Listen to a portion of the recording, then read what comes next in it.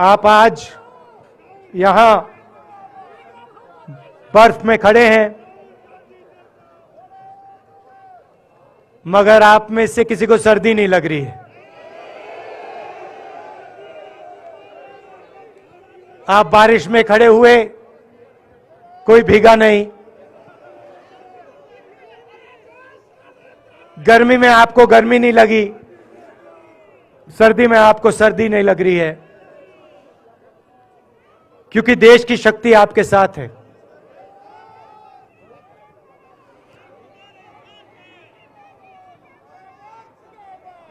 प्रियंका की बात मैं सुन रहा था। प्रियंका ने कहा मेरे मैसेज के बारे में, प्रियंका ने कहा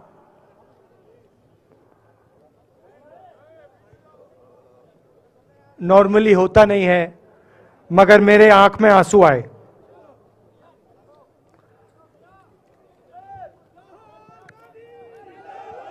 क्योंकि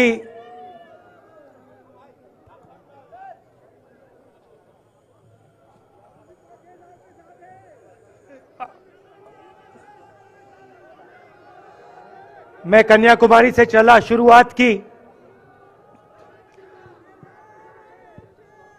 और पूरे देश में हम पैदल चले।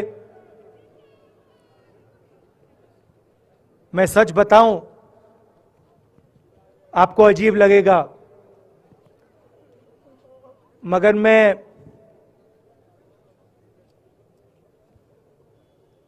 बहुत सालों के लिए हर रोज 8-10 किलोमीटर दौड़ता हूं। तो मैंने सोचा था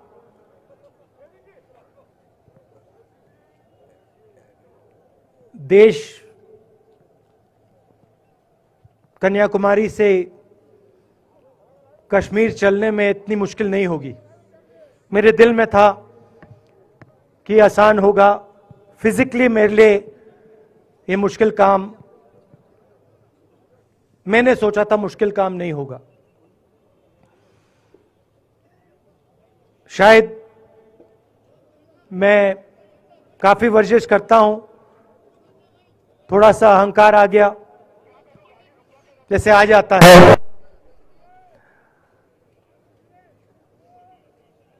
मगर फिर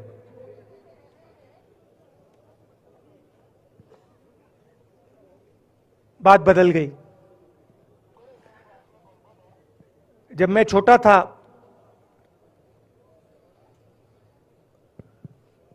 फुटबॉल खेलता था, और कॉलेज में जब मैं फुटबॉल खेल रहा था, एक बार मुझे बहुत जोरों से घुटने में इंजरी हुई थी।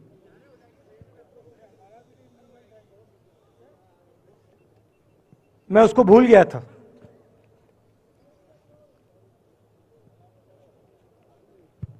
घुटने में दर्द नहीं होता था, भूल गया था उसको, दर्द गायब हो गया था। मगर कन्याकुमारी से 5-7 दिन बाद घुटने में प्रॉब्लम आई, और जबरदस्त प्रॉब्लम आई। पूरा अहंकार उतर गया, और मैं सोचने लगा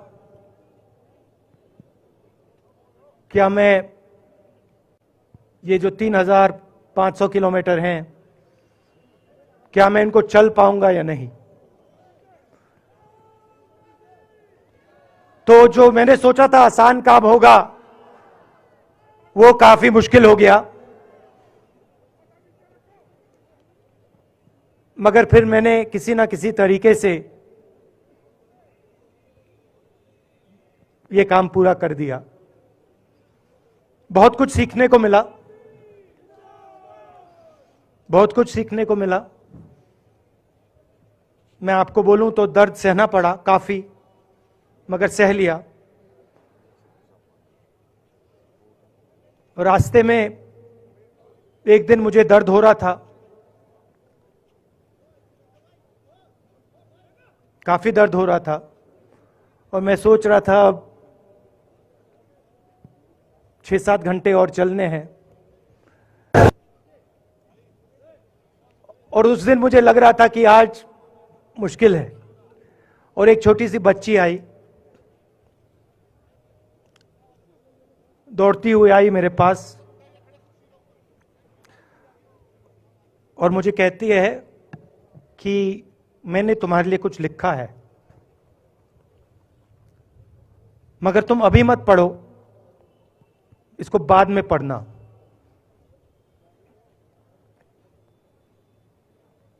और फिर वो मुझे गले लग के भाग गई। फिर मैंने सोचा अब पढ़ता हूं क्या लिखा है।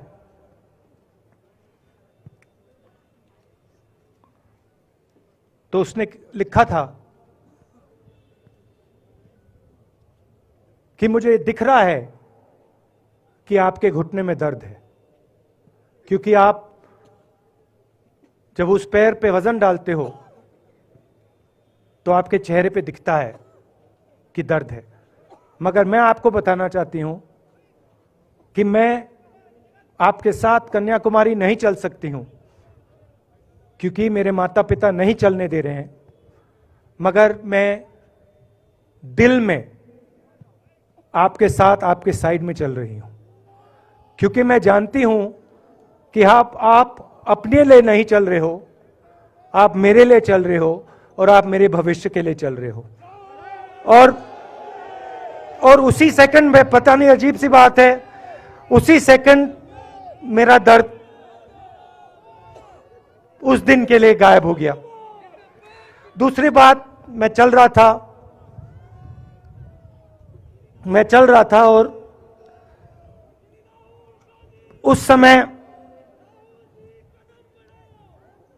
उसी समय वहां पे थोड़ी सर्दी बढ़ रही थी। सुबह का समय था और 4 बच्चे आए।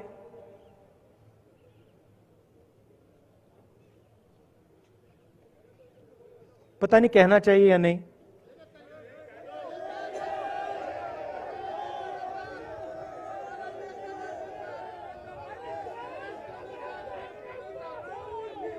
तो कह देता हूं, छोटे से बच्चे थे, भिखारी थे, भीख मांगते थे और मेरे पास आए। कपड़े नहीं थे, मैंने देखा, शायद मजदूरी भी करते थे तो थोड़ी मट्टी थी उन पे। खैर, मैं ये चीजें देखता नहीं हूं, तो मैं उनके साथ गले लगा,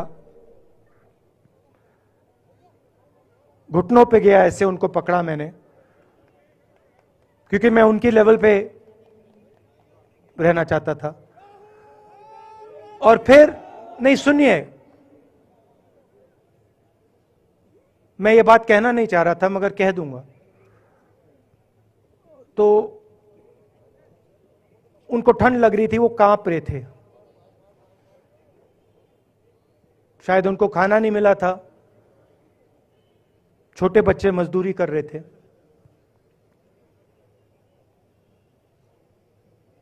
तो मैंने सोचा कि अब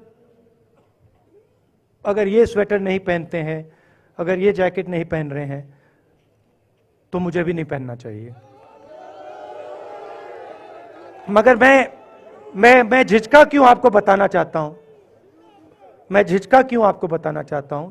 जब मैंने ये खत्म किया, मैं चल रहा था, तो हमारे साथ एक व्यक्ति थे, उन्होंने मेरे कान में बोला, राहुल जी, ये बच्चे गंदे हैं, इनके पास आपको ऐसे जाना नहीं चाहिए। तो मैंने उनसे कहा, वो आपसे और मुझसे दोनों से साफ हैं।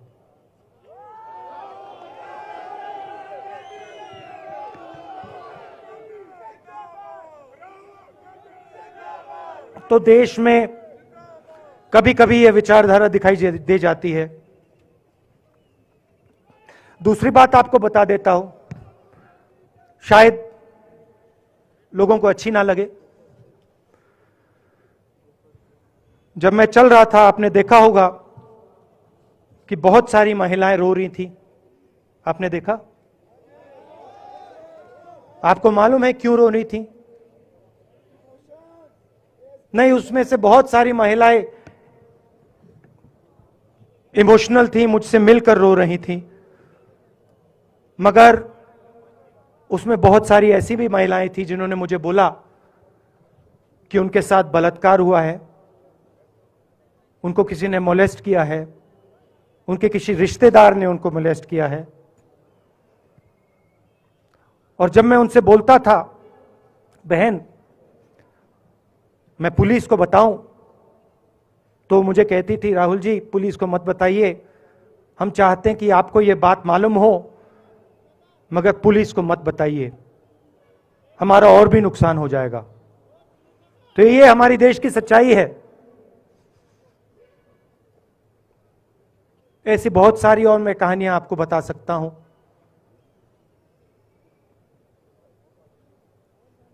तो फिर मैं कश्मीर की ओर आ रहा था और मैं सोच रहा था कि इसी रास्ते पे मैं नीचे से ऊपर जा रहा हूं। मैं सोच रहा था कि इसी रास्ते से सालों पहले मेरे रिश्तेदार नीचे से ऊपर आए, सॉरी ऊपर से नीचे आए, कश्मीर से इलाहाबाद गंगा की ओर गए। और मुझे ऐसा लग रहा था कि मैं वापस अपने घर जा रहा हूं।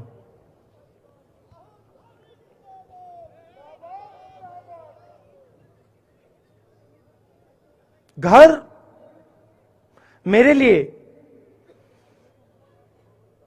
जब से मैं छोटा था, मैं सरकारी घरों में रहा हूं, मेरा अपना घर नहीं है। तो मेरे लिए घर, जिसको जो स्ट्रक्चर होता है, उसको मैंने कभी घर नहीं माना। वो मेरे लिए, मैं कहीं भी रह लूं, वो एक इमारत होती है, वो घर नहीं होता है। घर मेरे लिए एक सोच है, एक जीने का तरीका है, एक सोचने का तरीका है।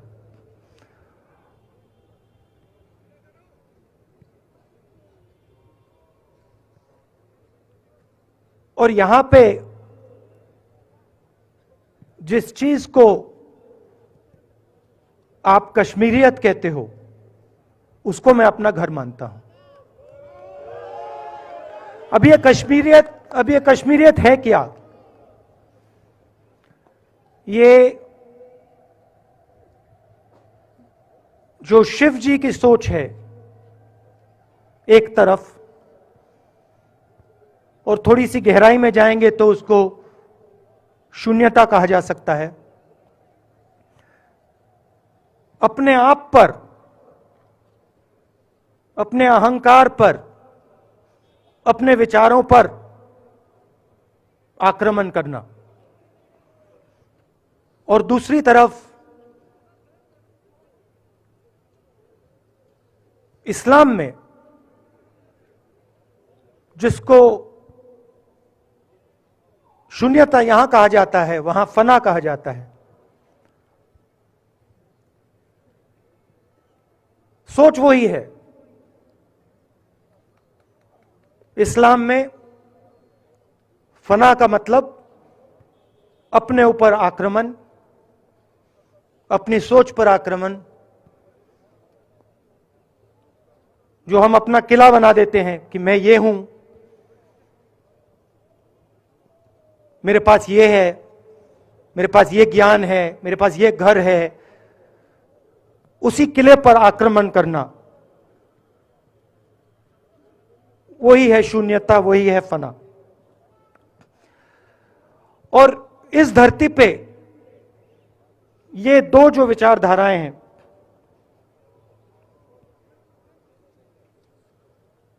इनका एक बहुत गहरा रिश्ता है और ये सालों से रिश्ता है, जिसको हम कश्मीरियत कहते हैं। यही सोच बाकी स्टेट्स में भी है। गांधी जी वैष्णव जनतों की बात करते थे, जिसको हम यहां शून्यता फना कहते हैं, उसको गुजरात में वैष्णव जनतो कहा जाता है। असम में शंकर देव जी ने भी यही बात कही। कर्नाटक से हमारे यहां जो लोग आए हैं, वहां बसवा जी ने यह बात कही। केरल में नारायण गुरु ने ये बात की। महाराष्ट्र ने ज्योतिबा फुले जी ने यह बात की। और यहां इसको हम कश्मीरियत कहते हैं। लोगों को जोड़ना और दूसरों पर आक्रमण नहीं करना, अपने आप पर आक्रमण करना, अपनी कमी देखना।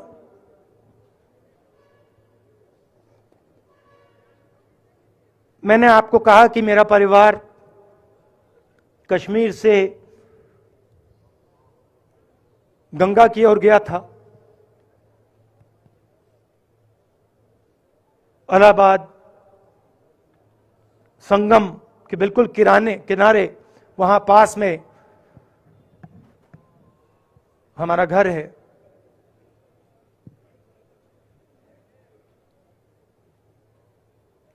तो जब यहां से वो वहां गए, उन्होंने कश्मीरियत की जो सोच थी उसको गंगा में डाला था। गंगा में ले गए उस सोच को और उत्तर प्रदेश में उस सोच को फैलाया था, जिसको उत्तर प्रदेश में गंगा जमुना तहजीब कहा जाता है।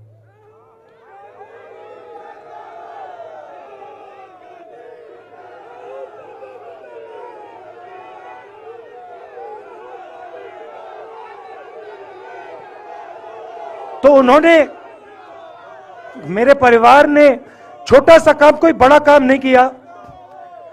जो आपने उनको सिखाया, जो जम्मू कश्मीर के लोगों ने उनको सिखाया, लद्दाख के लोगों ने सिखाया, क्योंकि उसमें बौद्ध धर्म भी है, उनके पास भी वही सोच, शून्यता की सोच उधर भी है। वो उसको ले गए और उस विचारधारा को, सोच को गंगा में उन्होंने रखा।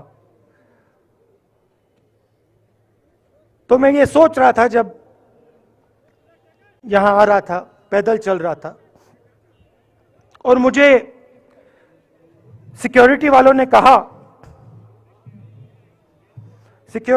कहा था कि देखिए, आप पूरे हिंदुस्तान में चल सकते हो, जम्मू में भी चल सकते हो, मगर आखिरी जो 4 दिन हैं कश्मीर में, आपको गाड़ी से जाना चाहिए।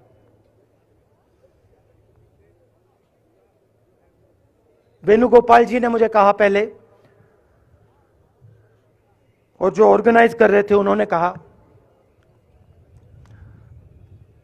3-4 दिन पहले एडमिनिस्ट्रेशन ने कहा कि देखिए, शायद डराने के लिए, कि देखिए अगर आप पैदल चलेंगे तो आपके ऊपर ग्रेनेड फेंका जाएगा। तो मैंने सोचा, नहीं सुनिए, मैंने सोचा कि ऐसे करते हैं, मैं अपने घर वापस जा रहा हूं, 4 दिन पैदल चलूंगा, अपने घर के जो लोग हैं उनके बीच में चलूंगा। और मैंने सोचा कि जो मुझसे नफरत करते हैं उनको क्यों ना मैं एक मौका दूं। कि मेरी सफेद शर्ट का रंग बदल दें, लाल कर दें।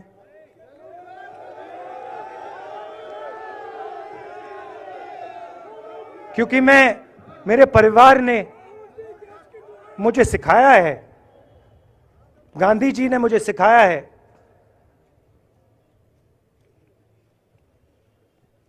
कि अगर जीना है तो डरे बिना जीना है, नहीं तो जीना नहीं है। तो मैंने मौका दिया, मैंने कहा मैं 4 दिन चलूंगा, बदल दो टी शर्ट का रंग, लाल कर दो, देखी जाएगी।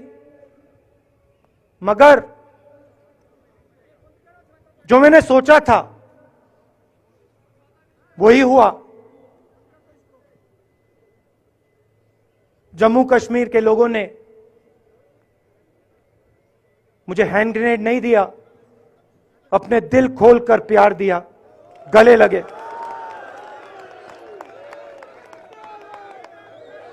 और मुझे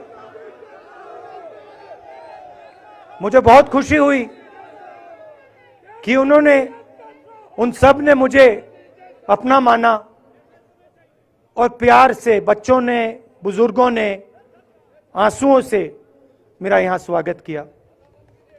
मैं अब जम्मू कश्मीर के लोगों से और जो यहां हमारे सेना के लोग काम करते हैं, सीआरपीएफ के लोग काम करते हैं, उनको मैं कुछ कहना चाहता हूं। सबको, जम्मू कश्मीर के युवाओं को, बच्चों को, माताओं को, सबको, सीआरपीएफ के, बीएसएफ के, आर्मी के जवानों को, उनके परिवारों को, उनके बच्चों को मैं कहना चाहता हूं, देखिए, मैं हिंसा को समझता हूं, मैंने हिंसा सही है, देखी है। जो हिंसा नहीं सहता है, जिसने हिंसा नहीं देखी है, उसे यह बात समझ नहीं आएगी। जैसे मोदी जी हैं, अमित शाह जी हैं, आरएसएस के लोग हैं, उन्होंने हिंसा नहीं देखी है।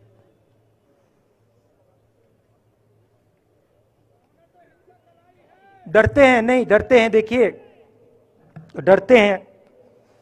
यहां पे हम 4 दिन पैदल चले, मैं आपको गारंटी देके कह सकता हूं कि बीजेपी का कोई नेता ऐसे नहीं चल सकता है। और इसलिए नहीं क्योंकि जम्मू कश्मीर के लोग, इसलिए नहीं क्योंकि जम्मू कश्मीर के लोग उनको चलने नहीं देंगे, इसलिए क्योंकि वो डरते हैं। खैर, मैं अपने जम्मू कश्मीर के लोगों को, युवाओं को, बुजुर्गों को और आर्मी के लोगों को, सीआरपीएफ, बीएसएफ लोगों को थोड़ा सा बताना चाहता हूं। देखिए, मैं जब 14 साल का था, स्कूल में था, सुबह ज्योग्राफी की क्लास में था, मैं पढ़ रहा था, सामने बैठा था और मेरी एक टीचर आई, अंदर आई और उसने कहा, राहुल तुम्हें प्रिंसिपल बुला रहा है। मैं बदमाश था, बहुत बदमाश था जब छोटा था, बहन से पूछ सकते हो क्या क्या करता था मैं, अभी भी करता हूं।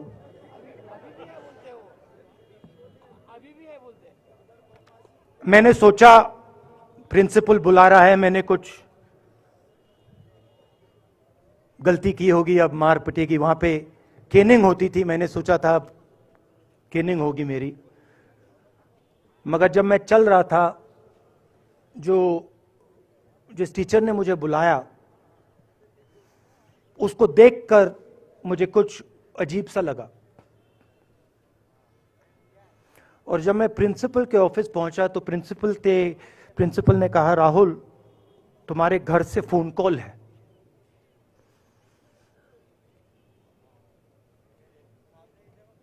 और जब मैंने उसके शब्द सुने, मुझे पता लग गया कुछ गलत हो गया है।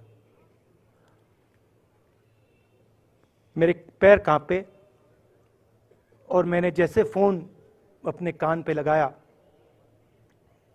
तो मेरे मां के साथ एक औरत काम करती है, वो चिल्ला रही थी,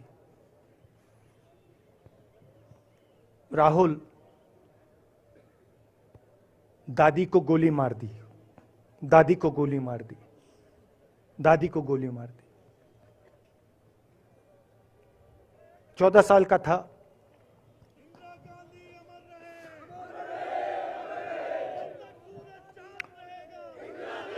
देखिए, ये जो मैं कह रहा हूं, ये जो मैं अभी कह रहा हूं, ये बात प्रधानमंत्री को नहीं समझ आएगी, ये बात अमित शाह जी को नहीं समझ आएगी, ये बात डोवल जी को भी नहीं समझ आएगी, मगर ये बात कश्मीर के लोगों को समझ आएगी, ये बात सीआरपीएफ के लोगों को समझ आएगी, ये बात आर्मी के लोगों को समझ आएगी, उनके परिवारों को समझ आएगी। तो उन्होंने मुझे कहा, नाम ओंगमू है उसका, उसने कहा दादी को गोली लग गई, दादी को गोली लग गई। और फिर मुझे गाड़ी में वापस ले गए, प्रियंका को मैंने स्कूल से उठाया, मैं वापस गए।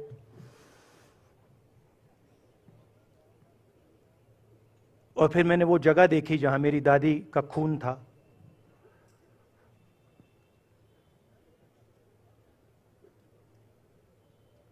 पापा आए, मां आई, मां बिल्कुल हिल गई थी, बोल नहीं पा रही थी।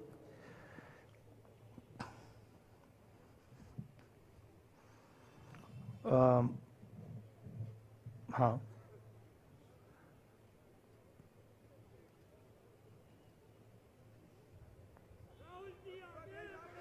फिर क्या हुआ, तो जब जो हम लोग हैं जिन्होंने हिंसा देखी है,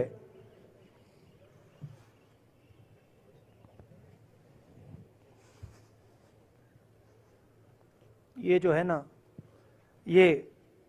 इसको हम बिल्कुल दूसरी तरीके से देखते हैं। ये आप सबके लिए टेलीफोन है, ये हमारे लिए सिर्फ टेलीफोन नहीं है।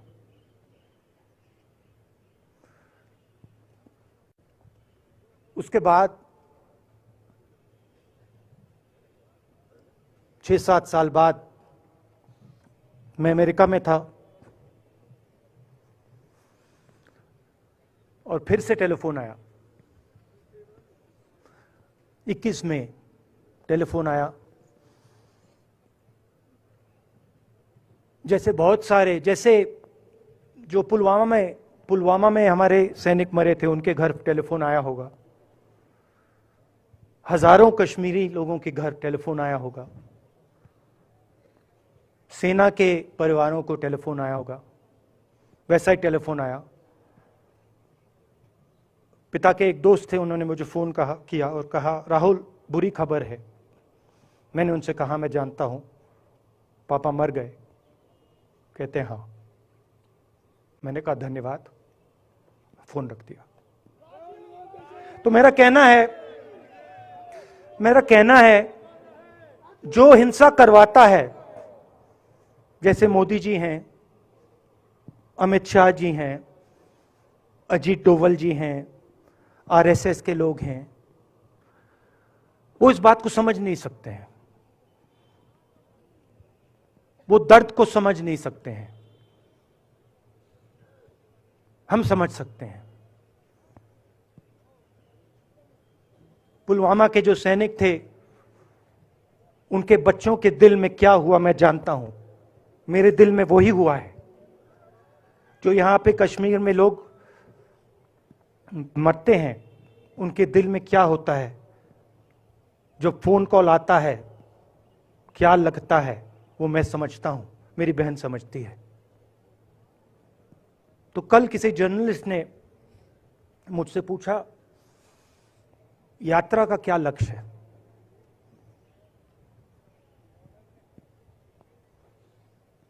कहा कि यात्रा क्या अचीव करना चाहती है, जम्मू कश्मीर में क्या अचीव करना चाहती है। मेरे उस समय दिमाग में आया, मगर मैंने कहा नहीं बोलता हूं, कल भाषण में बोलूंगा। यात्रा का लक्ष्य है कि ये जो फोन कॉल हैं, चाहे ये आर्मी के हों, चाहे सीआरपीएफ के हों, चाहे ये कश्मीर के लोगों के हो, ये फोन कॉल बंद हो जाए।